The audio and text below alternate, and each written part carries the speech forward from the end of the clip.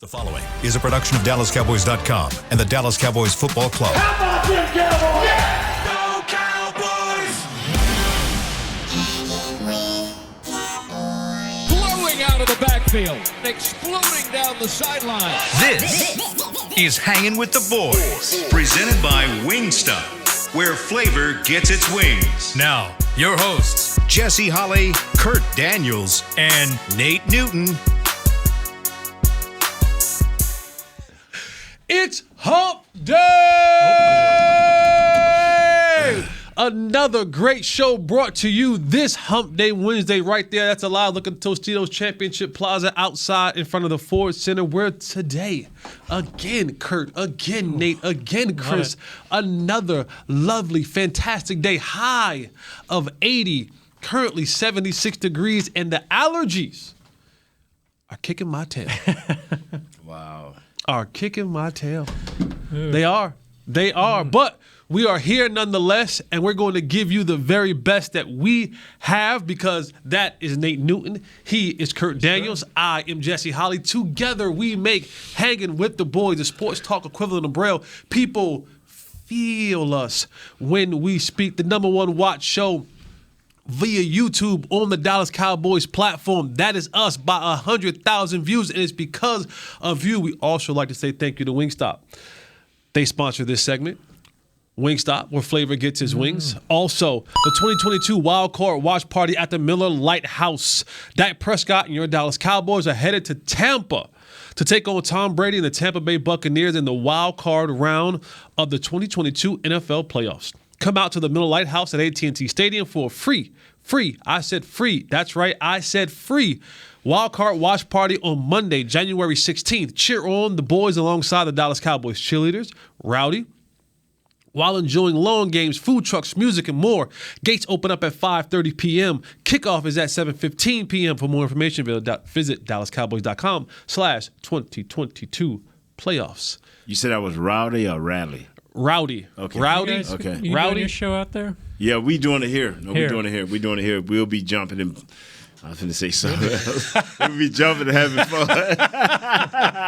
You'll be Wow. at Texas Live. I'll be at Texas Live. Yeah, he will, man. I'll be at Texas Live doing what he was about to say. There's a lot of ways we can get, with not Jesse them out there, then us over here. So, Yeah. But Where will you be?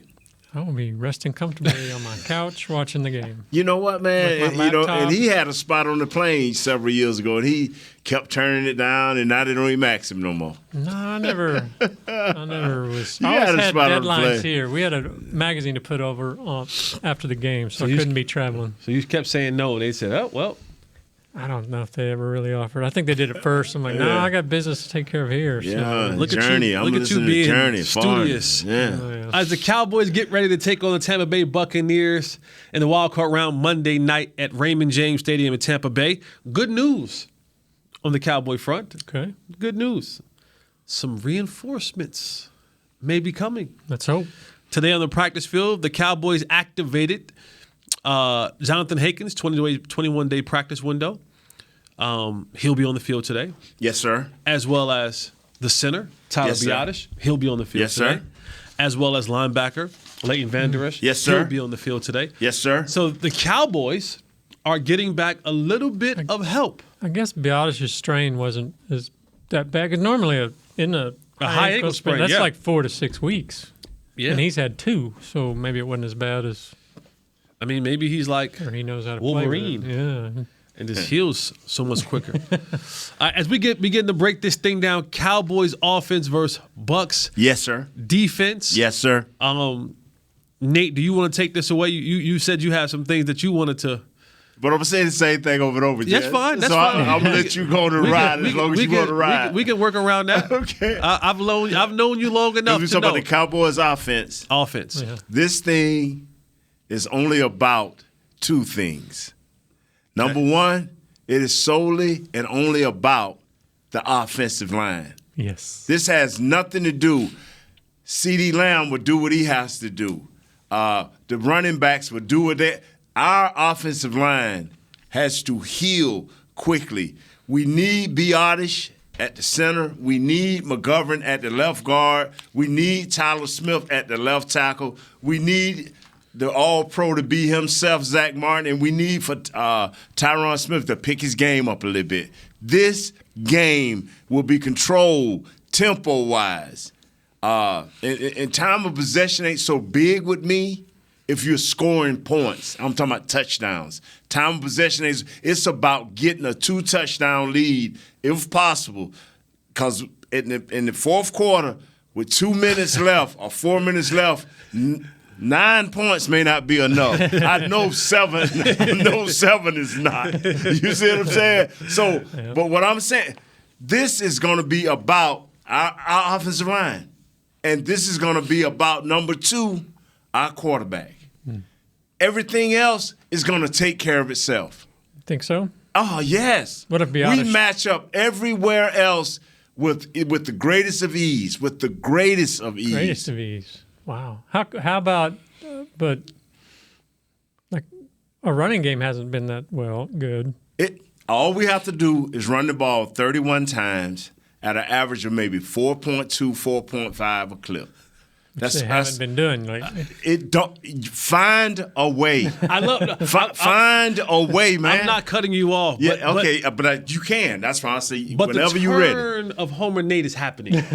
This is. I was waiting. Don't do that. No. This is optimistic, Nate. I know. I was waiting on what day that we were going to get this turn. I knew it was coming. I knew it was coming. It was only a matter of time. Today's the day, hump day.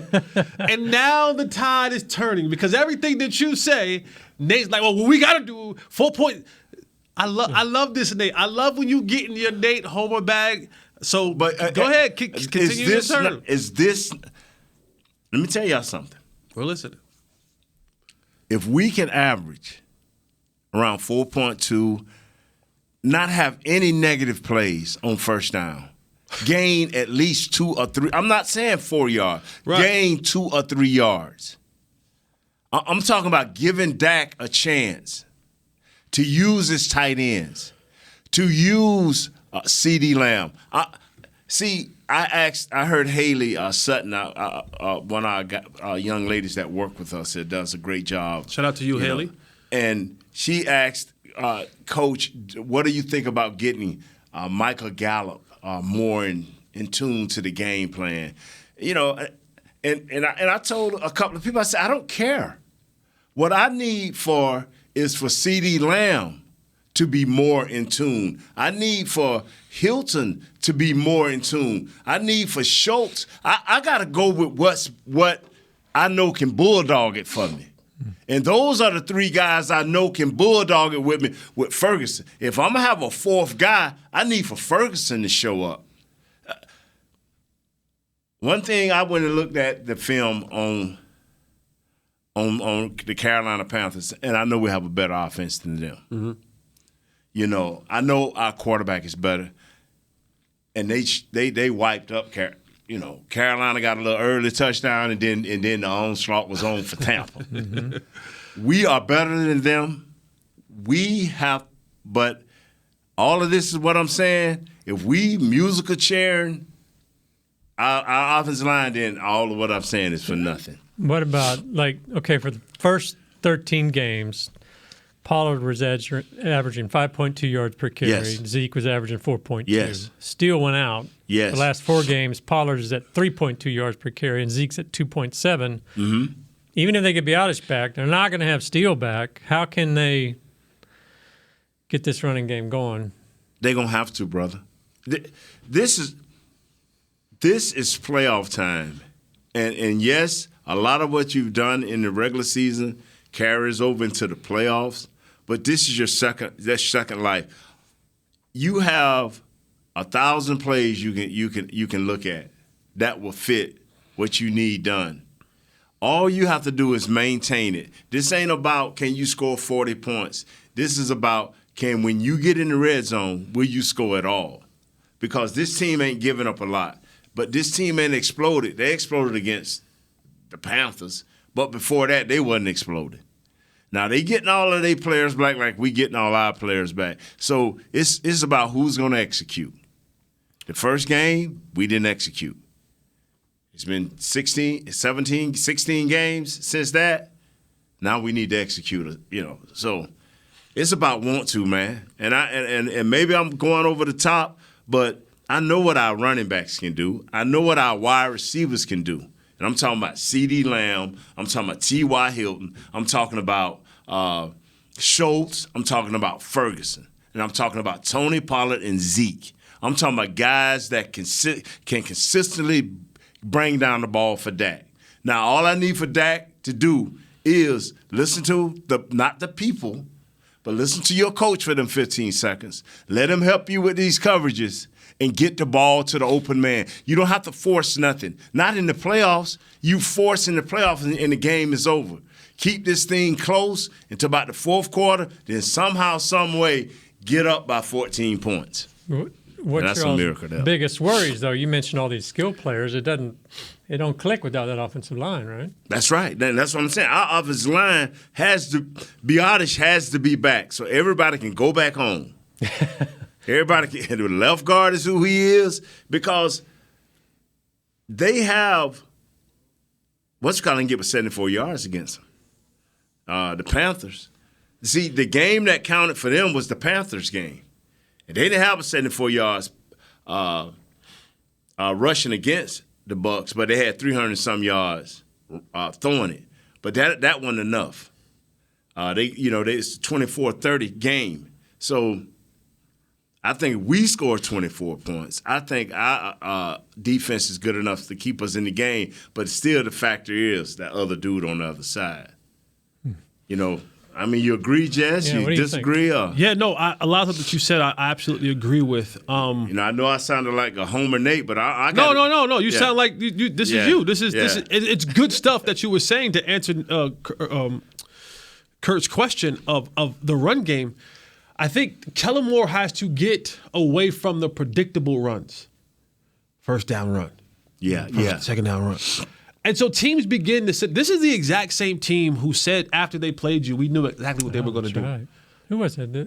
David? Was he the one that said that? Might have been. Yeah. I don't remember. One of the linebackers. David on one of the Right. So this is the guy that said, this we knew what they were going to do. We watched film last year. We anticipated them doing exactly what, and they did it. Mm-hmm. And we saw that in the last couple of weeks. Even last week, you're talking about how to get this run game going and get this run game be unpredictable. Now, I'm not saying not tricky, not.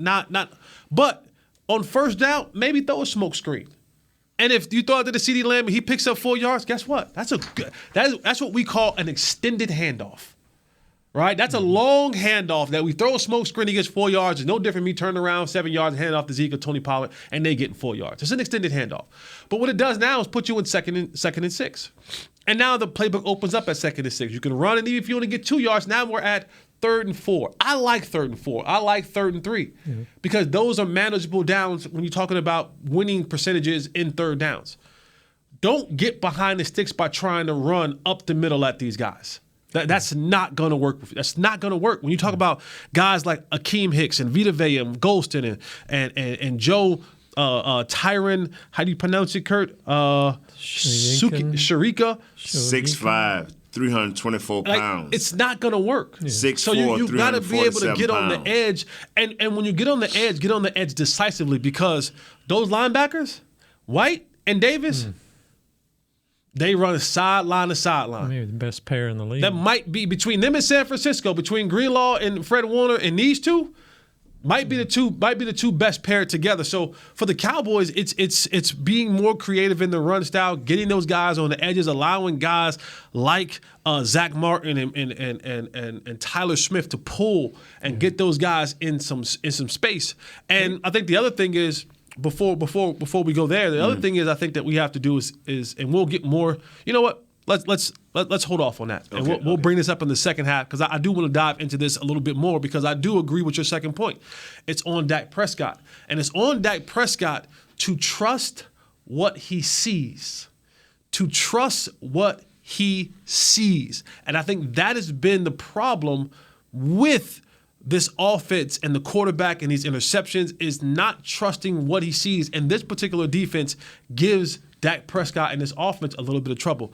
Stay right here with us, and I'll tell you why it does on the other side of this break. Kurt, Nate, Jesse, Holly, we are hanging with the boys. Stay right here with us. When we get back, we'll discuss that. We'll discuss the defense of the Tampa Bay Buccaneers and get you set and ready to go as we break this thing down. Cowboys, Tampa Bay, Monday Night Football. This is Hanging with the Boys. We'll be right back.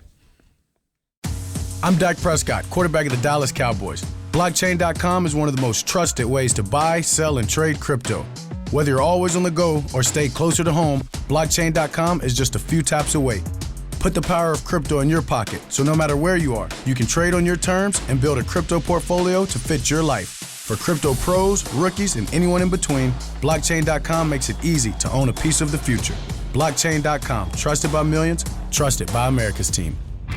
SeatGeek has your back no matter what kind of fan you are. So whether you're a die-hard fan or a don't really care fan, a we got 'em next time fan or we'll never win again fan, a here for the tailgate fan or a first one through the gates fan, SeatGeek not only makes buying and selling tickets easier than ever before, they made just about everything else easier too. So whether you're a here every week fan or haven't been here in years fan, SeatGeek has you covered. Download the SeatGeek app today. SeatGeek, your ticket to great seats. Star Sports Tours is the only official fan travel partner of the Dallas Cowboys, offering exclusive game weekend travel packages with pre-game sideline access and photo ops with current players, cheerleaders, and Cowboy legends. You want to stay at a team hotel, attend the best tailgate party in Texas, tour the Star, and talk X's and O's with me, Everson Walls? With Star Sports Tours, you can. Visit cowboystravel.com to book your travel package today. Hey Cowboys fans, ready to spice up your next watch party? Bring Yo Quiero guacamole and be the game day hero. Yo Quiero means I want, and we know you want great, fresh-tasting, ready-to-serve guacamole for your home gating and tailgating events. Made with real avocados and the perfect blend of spices, it will be the star of any party. You can find us at your local Albertsons or Tom Thumb in the deli section. If you can't find it, talk to your store manager and tell them, Yo Quiero guacamole. Back to Hanging with the Boys. Welcome back to Hanging with the Boys on this Hump Day Wednesday. The Cowboys are getting themselves ready, set to go versus the Tampa Bay Buccaneers Monday Night Football at Raymond James Stadium in Tampa Bay. We're looking up the TV right now. They have Akeem Hicks. He's on, kind of breaking down what their outlook on this game. And, before we went into the break, I talked about the second part of Nate's question was it's on Dak Prescott. And I do believe, like I said yesterday, this is his moment. This is the moment for Dak Prescott. He will have to propel his team to victory, in my opinion. He is going to have to eliminate that stigma that he's kind of attached to himself in the last 7 games where he's thrown at least one interception in the last 7 games. 3 of those 7 games, he's thrown a pick 6. Yeah. 3 pick 6s in the last 7 games. That's unacceptable on any standard.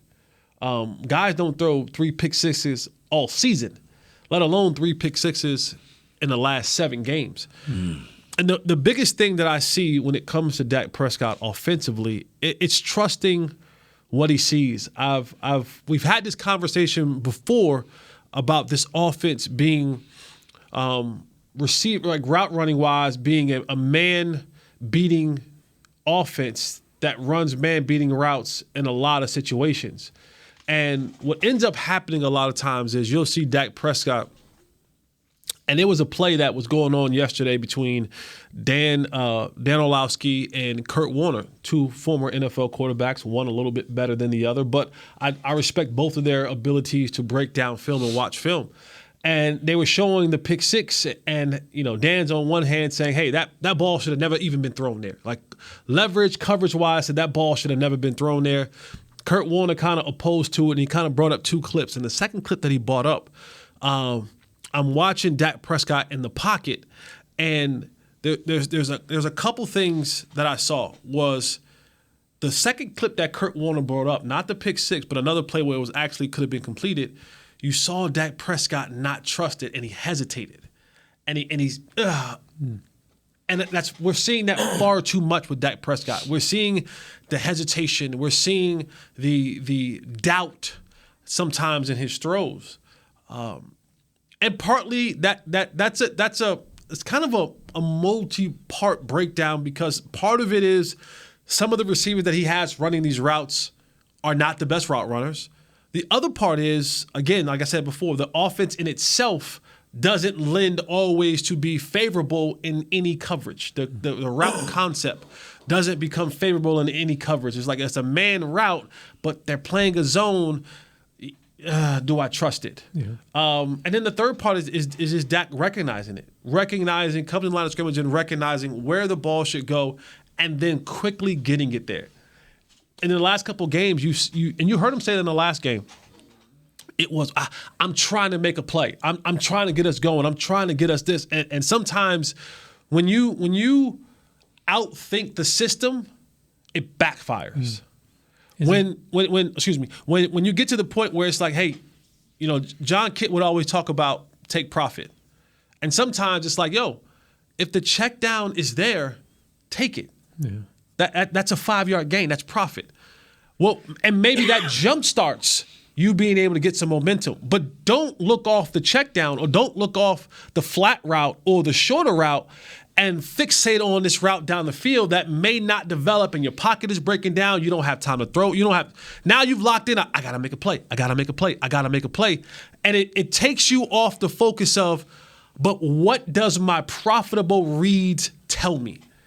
If the profitable reads tell me in this coverage that I should go to the flat, or in this coverage take the check down, but my mind is saying we need to make a play, our energy is not there, well, you've missed that, fixated on this, and now you force it in there. And I've had this conversation with my guy, Will Steele. I talked about how the aggressive throws, even when complete, are dangerous throws, and it gives you false hope. Because you'll throw an aggressive throw that should not be thrown and complete it, and you think, what a hell of a throw. What a great throw. In moments when you don't need to have it, and then you come back to that well again, and then percentages dictate you shouldn't have went there the first time and you got by. But you went there again because you got there the first time, and now you turnover on downs, or now you're punting, or in worst case scenario, in Dak's situation has been an interception.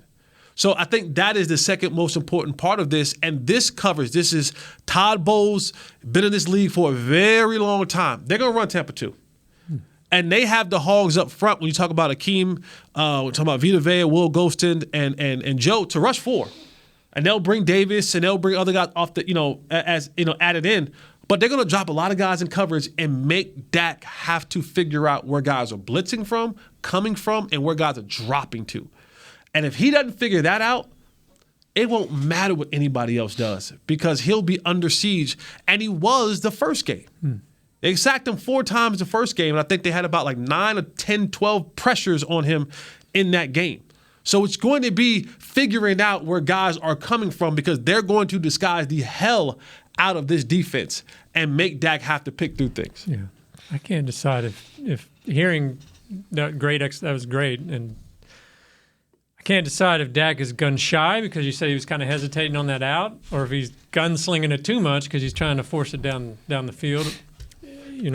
But that's the thing. It's the indecisiveness, confidence thing. I think he has confidence, but it's again trying to do too much.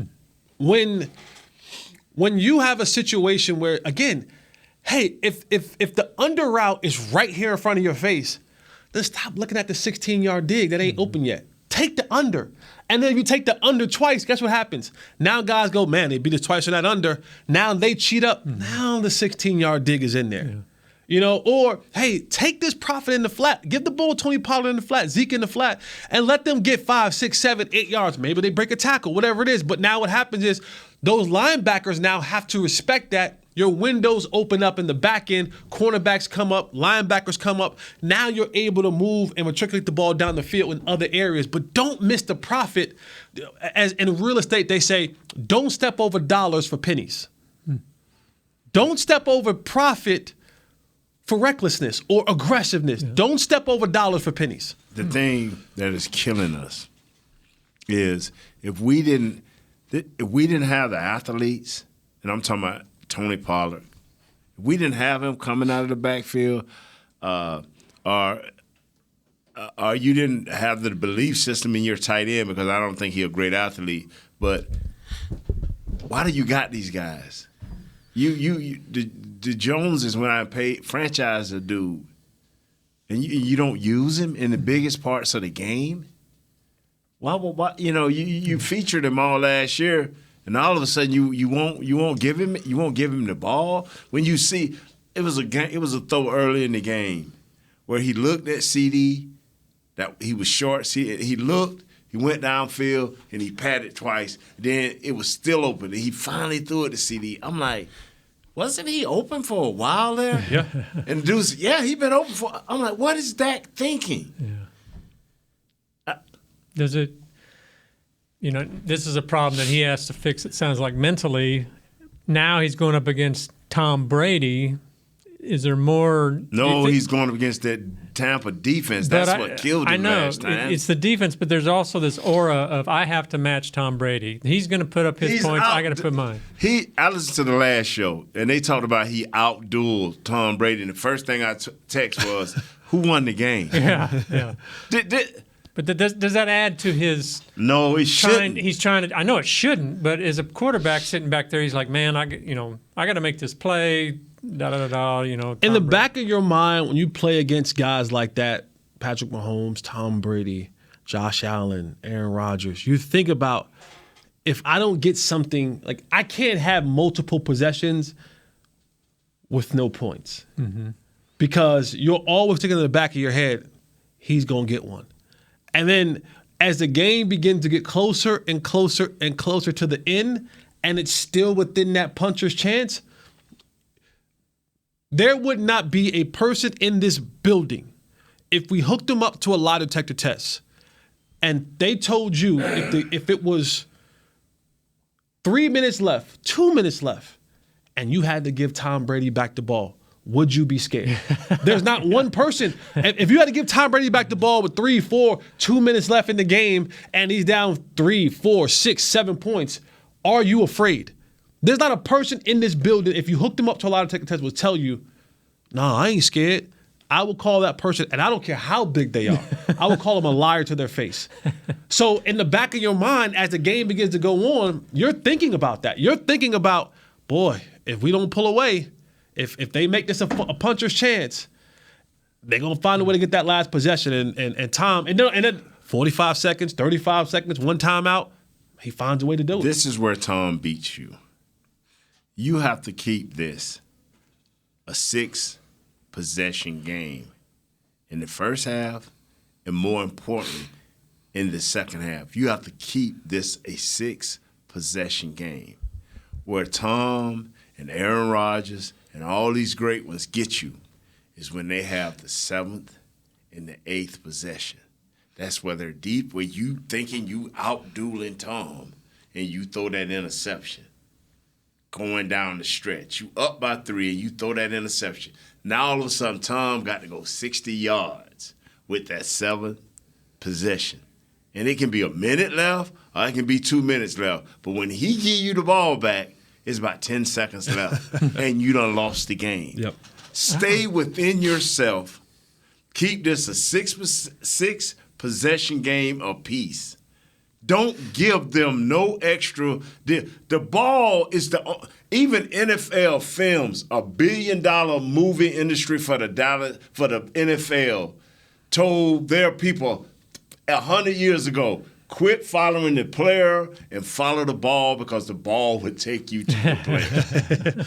Yeah. Okay? So we have to keep the ball. It is the most prized possession. Yep. Yeah. All right. Well, that segment was brought to you by Blockchain. Blockchain.com. There you go. We need to blockchain our offensive line this weekend. Man. For real, chain them together. But also, the Star District, the lovely district that we are in right now, just steps away from the Dallas Cowboys World Headquarters in Frisco. Visit the district, the Star District, your destination for excellent dining, premier shopping, and exciting events. Visit thestardistrict.com for more information. All right, we'll take our third and final break, or our second. We'll take our final break of this show. When we come back, we're going to break down Tampa Bay's defense and what they do. Todd Bowles is the head coach, but he's also the defense coordinator, and how they're going to try to confuse the Cowboys and what their strengths are. Stay right here with us. This is Hanging with the Boys. We'll be right back. Hey, Cowboys fans, ready to spice up your next watch party? Bring Yo Quiero guacamole and be the game day hero. Yo Quiero means I want, and we know you want great, fresh-tasting, ready-to-serve guacamole for your home gating and tailgating events. Made with real avocados and the perfect blend of spices, it will be the star of any party. You can find us at your local Albertsons or Tom Thumb in the deli section. If you can't find it, talk to your store manager and tell them, Yo Quiero guacamole. SeatGeek has your back no matter what kind of Cowboys fan you are. So whether you're a diehard fan or a don't really care fan, a we got 'em next time fan or we'll never win again fan, a here for the tailgate fan or a first one through the gates fan, SeatGeek not only makes buying and selling tickets easier than ever before, they made just about everything else easier too. So whether you're a here every week fan or haven't been here in years fan, SeatGeek has you covered. Download the SeatGeek app today. SeatGeek, your ticket to great Dallas Cowboys seats. I'm Dak Prescott, quarterback of the Dallas Cowboys. Blockchain.com is one of the most trusted ways to buy, sell, and trade crypto. Whether you're always on the go or stay closer to home, Blockchain.com is just a few taps away. Put the power of crypto in your pocket, so no matter where you are, you can trade on your terms and build a crypto portfolio to fit your life. For crypto pros, rookies, and anyone in between, Blockchain.com makes it easy to own a piece of the future. Blockchain.com, trusted by millions, trusted by America's team. Hey, Cowboys fans, if you're thinking about attending a game this season, visit cowboystravel.com to book your travel package today. Stay at the team hotel, have dinner with a Cowboys legend, and experience AT&T Stadium's exclusive VIP Owners Club. Also, tour the Star, get autographs from your favorite players, and talk X's and O's with me, Mickey Spagnola. The official travel partner of the Dallas Cowboys will take care of all your travel needs. Visit cowboystravel.com.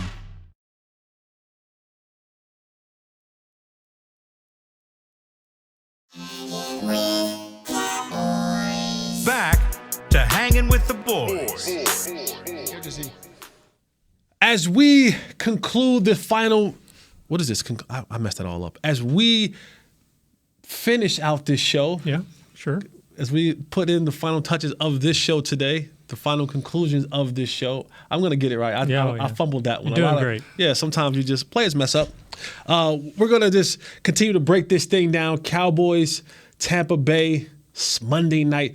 You know, is there a little disadvantage playing on Monday night? I would think maybe for the Cowboys, just because they're already on the road, they're already facing Brady. Maybe that's one more distraction to it. I don't know. But you were saying yesterday that you guys got up for Monday night. So well, the thing is, we had a different mindset. You know, I don't know, and you can look it up, but I don't. Did we have a crazy loss like that going into the final playoff week or something? You know, I don't know. I don't remember that. Last year we won, I think. You know, I'm talking about my Cowboys. Oh. When I played, did we have a crazy loss like that? You know, everybody you listen to on the big time radios out there in the street, and you know, I think I'm probably about the most pumped uppest guy you're gonna see out of all the shows we do, because everybody's saying they done turned loose that loss. Right about now, you can't afford to think anything else. All you got to do is you got to go back in there and pull up tapes where you've been successful against better defenses. What runs have we generated against the better defenses? Why we went away from these runs? That's what a guy like Kellum got to do, and he got scouts. Ain't nobody out scouting. Everybody's breaking down the Bucs. So, hey, man, get some of your gophers. Say, hey, man, what were the most successful plays we had against better defenses? What can we do? How do we do it? You know, what do we look like? You got to put tape and film out there, because you should know the weaknesses of yourself. You know, And now you ain't showing that to your player. You showing your player, okay, well, if we do this, and it's all about execution. The preparation has been put in over the year. You got the sweat equity that you put into these plays. You should know. Yeah. You should know what's successful. And it ain't about, and maybe, see, I'm always hoping I'm wrong because I want to win so bad. But I tell people, Coach Johnson used to tell us, and y'all hear me say this 1,000 times probably by the end of it. Coach Johnson used to tell us, he used to tell our offensive line, sometimes he would come in the offensive line meeting. He said, fellas, I need for y'all to play your best game. He said, guys, if y'all play y'all best game, I got the skill position guys to do the job. He said, but I need for y'all to play y'all best game. And what I mean by that, he said, a sack may happen here, a sack may happen there, but we need for our quarterback to be clean. He don't need to be knocked off the spot. He don't need to be rushed, and he don't need to be hit late. Work on your techniques that you put in all year, your sweat equity, and be the best you can be as one unit. And that's what we tried to do. And so our offensive line, and that's what I've been trying to get everybody all year to understand. How can you ask 8 guys to play 5 positions and some 3 guys playing all over the place? How do you build sweat equity? And how can you go in there and face your offensive line now and say, hey, fellas, you are a 5. I know y'all wasn't a 5, but now you are a 5. We're not going to rotate you in. We need for you to give us our best. That don't even make sense now. Not with Vita Vale, Akeem Hicks, and this big – they got a linebacker that's 6'7". Lord, jeez. Dak, remember Dak got intercepted by a dude that was 6'7"? Sweat. Because he said he couldn't judge the height. Oh, Lord. You know, as you get prepared for this game, I know that we have some listeners that said, oh, you know, Jesse, Nate, Kurt, you guys are doom and gloom, and you guys are this and this and that. And you know, the Tampa Bay Buccaneers hadn't played well this year. They're 8-9. We're 12-5. They don't got it going on. We sensationalize Tom Brady, and I think rightfully so. Yeah. But a lot of people will sit here and say, I'm just telling you, Nate, a lot of people will just sit here and say they're 8-9. Mm-hmm. They ain't played well all year. And my only rebuttal to that is 2. It's 1, you're right. They haven't. They haven't. They haven't. They're That's 8-9. right. And yeah, I think if you just look out on roster wise, we're probably a better football team. Mm-hmm. But I also go back because I'm entering the Nate Newton phase in life where you're talking about all the analytics, the EPA, the IPOs, right. the RII, all that kind of stuff. Sometimes I'm not smart enough for it. I'm not. I really am not. But I can sit down and watch a football game and tell you everything that you need to know about that game. Right. And I go back and I look when we played teams like the Colts, when we played teams like Washington and other teams, we became, in sort of ways, the prescription. We became the medicine to fix all the ailing things that they had going on. Mm-hmm. Teams couldn't run the ball well. What happened? They come play us, they run for 150 yards. Yeah. Teams can't play defense well. What happened? They come to us, they get 3 sacks and an interception. So it's like every time we go and play a team, it seems like, well, they aren't good at X, Y, and Z, and then they play us, and you're like, where did this guy come from? What happened? Yeah. 32 for the Redskins.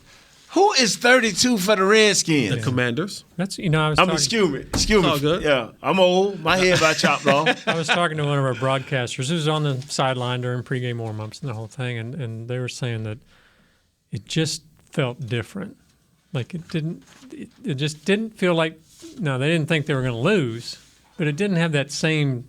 You get the gut feeling. It just didn't have that same feeling to it on the sideline. The vibe, as the young people say. And. Well, like Kirst said it the other day, it's like we know we're not right, but we don't know why, more or less. I know why. If Nashon, sure. Yeah, shouldn't he have been getting all the reps he could get? That would help. What did you think? Well, we can talk about defense tomorrow. But. Yeah, but now I watch the Panthers game, and I'll say it again, Panthers offense ain't better than ours. But they went out there with their scrub players and trying guys out and let's go practice during the game. They wasn't doing that. They was trying to beat the Panthers. And if we were going for a position, especially in the first quarter and a half, once we saw that New York really, really laid it down mentally, why did we just keep running our guys out there to get demolished? You get what I'm saying? It's all about a mindset, right? And I think when you look at Tampa Bay's defense, like I said earlier, they run a Tampa 2 defense, right? So they're gonna have traditionally 4 down linemen, middle linebacker, Sam, Mike, Will, 3 linebackers. They're gonna run a cover 2 defense. And the same out route. That they better it's not gonna be that. They better same out route. They better not throw it. With better corners. You consider that the best defense, I guess? No. As a receiver, did you like to see the Tampa 2, or is there something else that you would? No, you like to see man-to-man coverage. Okay. Man-to-man coverage or cover 3, you like to see that because they go man-to-man and Tampa and cover 3. They're gonna pretty much give you cover 3. You don't give you everything underneath. So you can catch it and you make plays. Man-to-man coverage, that's what you live for. You live for to have a guy line up in front of you and say, you can't win down the field. You can't, whatever the route is. But it's this defense. It's the cover 2 defense because of the way that they disguise it. Because you know it's going to be cover 2 primarily at the time. But the thing that gets you is who's coming. Who's the 5th guy that they are inserting? And sometimes, that middle linebacker, he's always going to turn to in Tampa 2, that middle linebacker is going to drop down the middle of the field. He's the whole player down the middle of the field. And he's always going to turn and run to the strength. So if the Cowboys line up in a 2-by-2, guess what? He's going to sprint down the middle of the field and settle. If they run a 3-by-1, 3-by-2, however they break it, or if they run 2-by-2 and the back is to the left side of him, then he's going to turn and run when he's facing the left-hand side. The back's to the right side, that's down the strength, 2-by-2, that's now 3-by-2. He's going to run down the middle of the field and turn this way. So that's what they want to do, but they're going to insert someone else at some point in time, and where they confuse you at, because they do have athletes up front. The kid like Akeem Hicks, where they may bring Devin White on a blitz and drop him into the flat where Devin White was supposed to be. So they do things like that to try to confuse you, and that's the thing that we have to be ready and prepared for. Of when they bring guys, picking them up, and this goes back to your point, Nate. When you begin those musical chairs, when you begin inserting guys, taking guys out every other series, what happens is, because as players, we begin to chronicle things that we saw happen throughout the game. Right? We go, oh, okay, now I seen this look before, he's dropping out, okay, the blitz is coming from here. And so by the game goes on, you begin to pick things up. But if I'm out one series, in one series, I'm out one series, in one series, well, when I come back in, I got to recalibrate what I'm putting the pieces together again. That's why leaving guys out there sometimes, and that's defensively as well. I need to see these route concepts happen in front of me so when I'm able to picture this thing. So you had something you wanted to say. Yeah. And what makes this team so unique is they run a 3-4, a basic 3-4. That's their base defense. Now, they run a lot of reduced look, where they bring in the tackle down, the defensive end down to the tackle position. It looks like a 4-man front. But they have enough athletic linebackers to do just what Jesse's saying. Yeah. They ain't necessarily got to take their line. That is when you are a good team, a good defensive team, you don't have to take a lot of pieces. Like we have, you can see 4 or 5 guys running on and off the field. Well, they don't do that all the time. They like, okay, our defense is ready. Is it a whole different challenge when you're facing a really tough front 4 or whatever compared to a really tough second line of linebackers? The front 4 is always going to dictate everything. Ask TCU. The front 4 going to dictate everything. The front 4, if you got a front 4, I remember we used to play Philadelphia.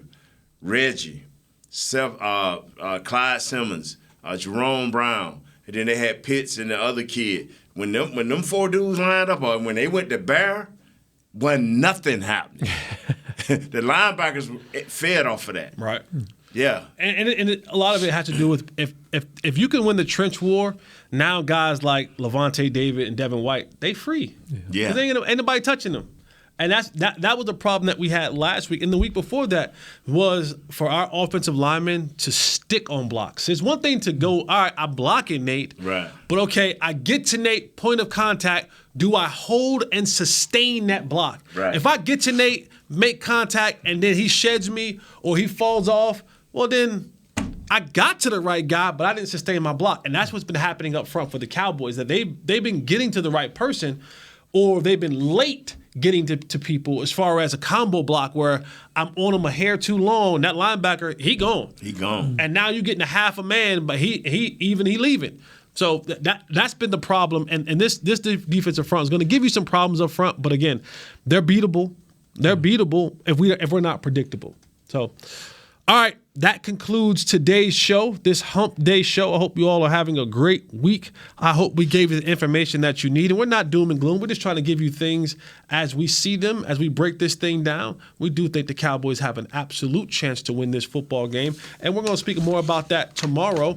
We're going to talk about the Tampa Bay offense and the Cowboys defense. And we're going to break that down and give you what our thoughts and our opinions and what we see on that. So I hope that you guys were willing to join us again tomorrow. For Kurt, my guy. Yes, sir. For Nate, my dude. Yes, what's up, For man? Chris in the back, for Audio Jazz, for Brother William, Yes. Brother Willie, and Brother Will. All of you, Will got 3 names, all one. I want to make sure I get them all. Willie. And most importantly, of course, you, the people who made us the most watched YouTube show on the Dallas Cowboys Network. We appreciate you. Tell a friend to tell a friend that you can always come and hang with the boys. I am Jesse Holly. We are hanging with the boys. Until next time, we out. This has been a production of DallasCowboys.com and the Dallas Cowboys Football Club. How about this, Cowboys?